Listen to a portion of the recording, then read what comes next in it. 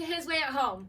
This program is going to come out one time a week. It's going to bring some faith, some conversation, some fun into your household. And we're so excited. This first episode is Earth Day, focusing on creation, and we're going to make some awesome recycled things. So stick with us and have some fun.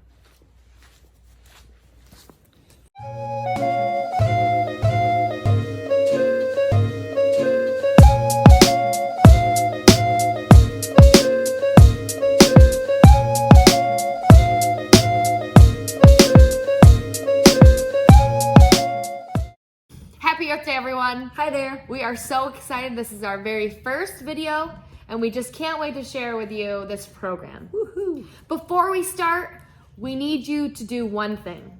Gather your household. Gather the kids, the adults, the teens, the grandparents, whoever you have in your household right now, get together. Get ready to be If family. you are alone, you are not alone. You You're are with gonna love us. You're going to love it You're gonna just love it. as much. Yep. There's going to be some questions. There's going to be some activities. Dive in and really get something out of it. You're going to love it. You're going to all learn how to communicate. Today, we're going to be talking about creation. We're going to be talking about the book of Genesis. We're going to be connecting that to Earth Day and how we care for God's creation. The very first book of the Bible, our very first encounter with God.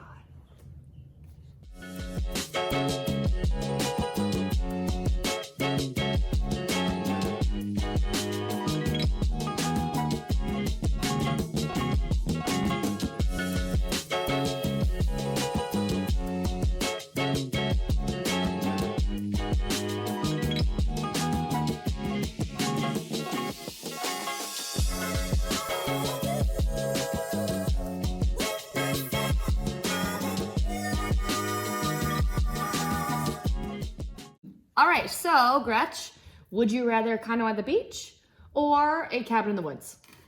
Come on, beach. And I would rather a cabin in the woods, obviously, with some animals. So we are going to be introducing you the story of creation, of God's creation. And it is in the very first book of the Bible, Genesis. Genesis. And there are 50 chapters in Genesis, but we are only going to go through the first and a little bit of the second.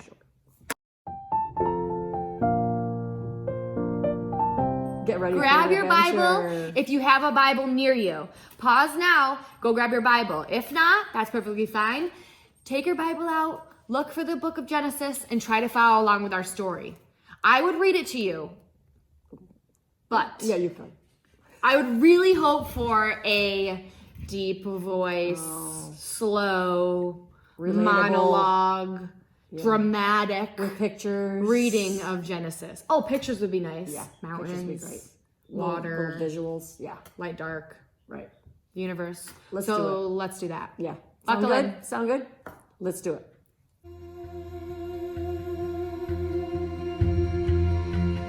First this, God created the heavens and earth, all you see, all you don't see.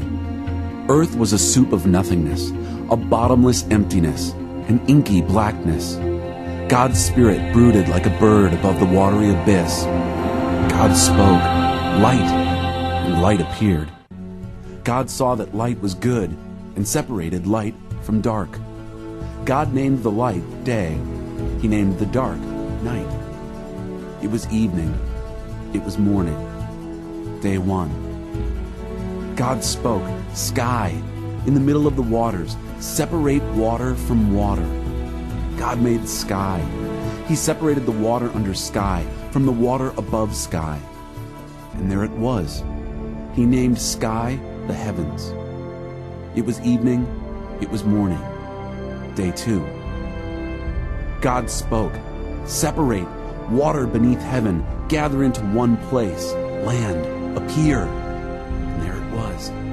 God named the land earth. He named the pooled water ocean. God saw that it was good. God spoke, earth, green up, grow all varieties of seed-bearing plants, every sort of fruit-bearing tree. And there it was. Earth produced green, seed-bearing plants, all varieties, and fruit-bearing trees of all sorts. God saw that it was good. It was evening, it was morning. Day 3. God spoke, Lights, come out, shine in heaven's sky, separate day from night, mark seasons and days and years. Lights in heaven's sky to give light to earth. And there it was. God made 2 big lights, the larger to take charge of day, the smaller to be in charge of night. And he made the stars. God placed them in the heavenly sky to light up earth and oversee day and night, to separate light and dark. God saw that it was good. It was evening. It was morning. Day 4. God spoke. Swarm, ocean, with fish and all sea life. Birds, fly through the sky over earth. God created the huge whales, all the swarm of life in the waters, and every kind and species of flying birds. God saw that it was good. God blessed them. Prosper, reproduce, fill ocean. Birds, reproduce on earth. It was evening. It was morning. Day 5. God spoke. Earth, generate life, every sort and kind. Cattle and reptiles and wild animals, all kinds. And there it was. Wild animals of every kind. Cattle of all kinds. Every sort of reptile and bug. God saw that it was good. God spoke. Let us make human beings in our image, make them reflecting our nature, so they can be responsible for the fish in the sea, the birds in the air, the cattle, and yes, earth itself, and every animal that moves on the face of the earth. God created human beings. He created them godlike, reflecting God's nature. He created them male and female. God blessed them.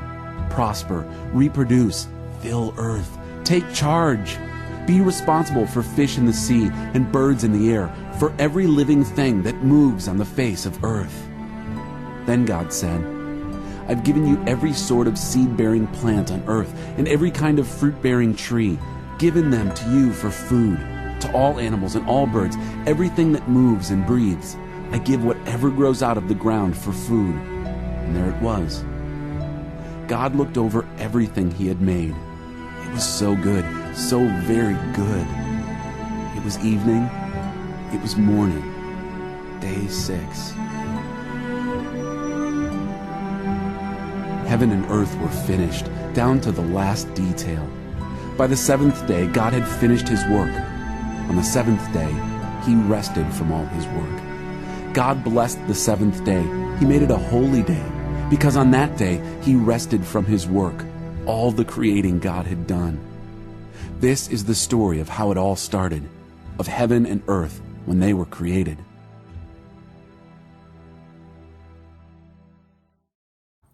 Okay, now that you've witnessed the first chapter of Genesis, here's some questions that you can discuss or think about.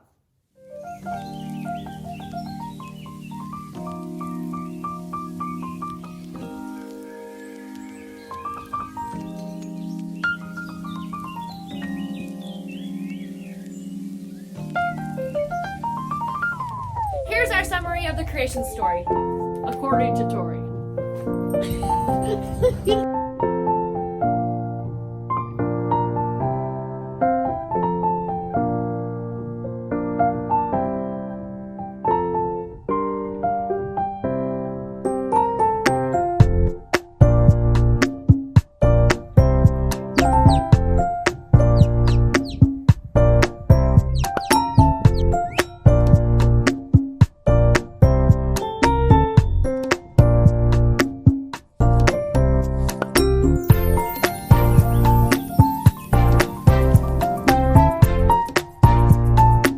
Okay, Tori, we just witnessed the story of creation. So how do you connect that story with our lives now and how we live and move and have our being and our own creation around us? How do we connect it? It's a very difficult issue, especially nowadays. So let's talk about that right now. So answer this question.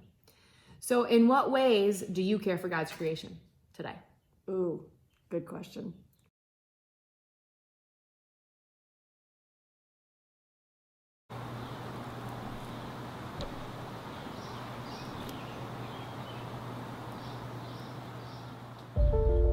So here's a little thought experiment. Imagine that I spent a lot of time making a gift for you, or spent a lot of time shopping for it, and I wrapped it up and gave it to you with a great deal of intention, and then you ended up stepping on it or throwing it out.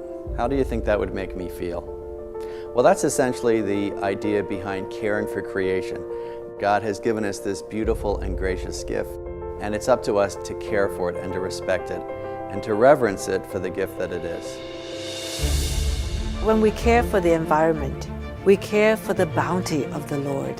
And that bounty is given to every one of us, not just some of us, but every one of us to enjoy and to sustain our needs.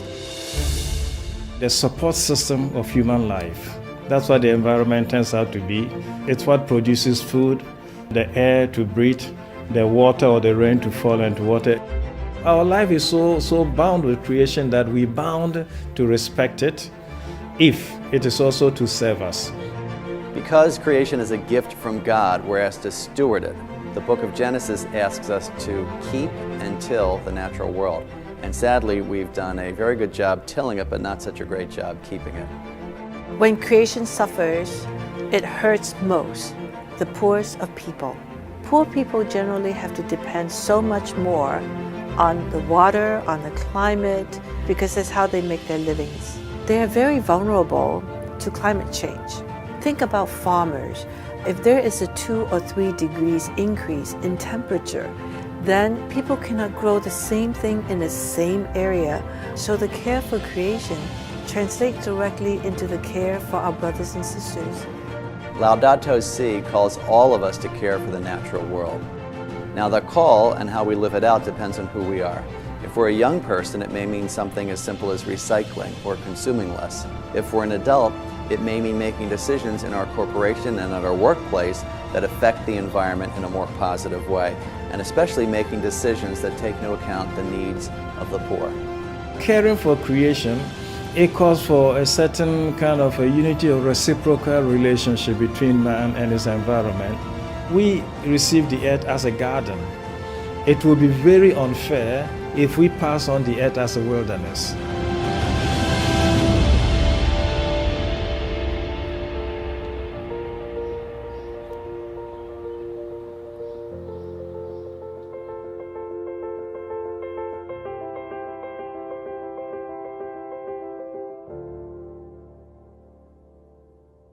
So Gretch, what are some ways that we can do our everyday lives to take care of God's creation? There's a lot of things we could be doing. Just for some ideas, walk or bike instead of taking the car if you're close to something, rather than, get the car and use the gas. Turn off the lights, TVs, anything like that when they're not needed.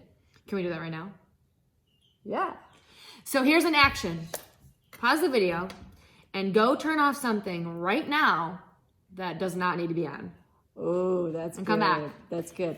We're so proud of you. Okay, so other things you can do is don't run the water, take shorter showers, recycle paper, cardboard, and plastics, reuse items, lunch bags, recycled paper, etc. Start a compost pile. You could take that compost and put it right out into your soil and you have beautiful flowers all spring and summer long. Buy paper and cardboard instead of plastic. And a really good one is to make it a habit whenever you go for a walk, you pick up the litter. That leads us to our challenge for the week. Ooh. So your challenge is to go on a journey walk outside with a little asterisk, is that you bring a garbage bag and fill it. At least try to fill it with litter, garbage, anything that's not supposed to be in God's creation. Pick it up and take it home and dispose of it. I love it. I love it because there's always things everywhere that you could be picking up. So. You're helping your community. You're also getting a little outside nature walk in, appreciating God's creation. A little physical activity. And clean up at the same time. That's great. So we want to hear from you. We want to see those pictures of those garbage bags full or trying to be full. Whatever you collect. Include the people that were on the walk if you choose. And we want to hear from you. Okay, Tori, here's a challenge for you. How do you relate your the story of creation and caring for God's creation to your own life?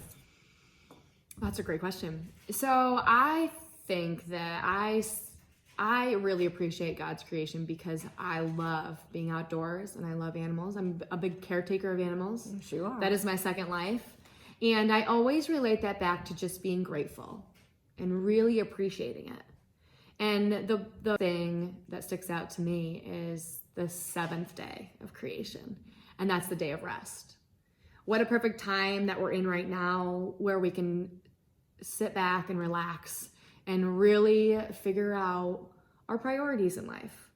And where are we resting? What does our rest look like? Do we not have enough rest?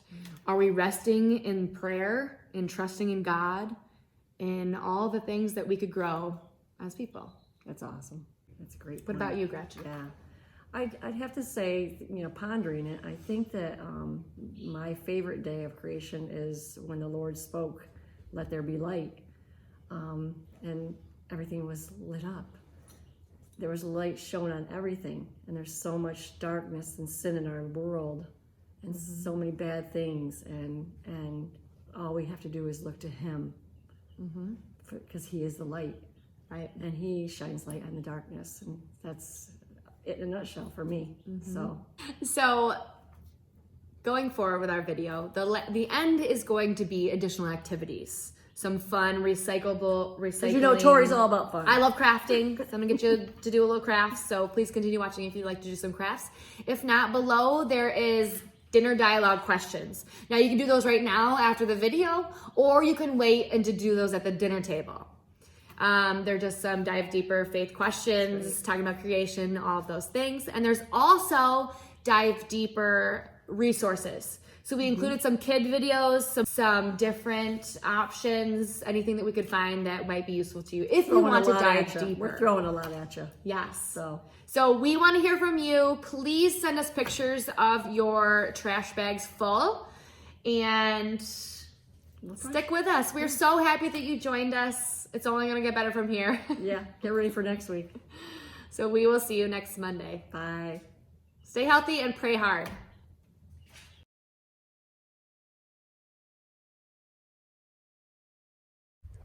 I'd like to welcome you to my outdoors and show you my recycled bird feeder. All I did was I took an empty paper towel roll, wiped a little bit of peanut butter on it, and rolled it in bird seed. I stuck some twine through it. You can use yarn or whatever string that you have. Just make sure when you tie it to your tree that it's easily removable so the yarn or string doesn't last outdoors. You don't have to use paper towel roll. You can use anything that is eco-friendly in our outdoors, like a pine cone, a corn cob, toilet paper roll, whatever it might be, any sizes. The birds love it, and it's totally recyclable and Earth Day friendly. Good luck.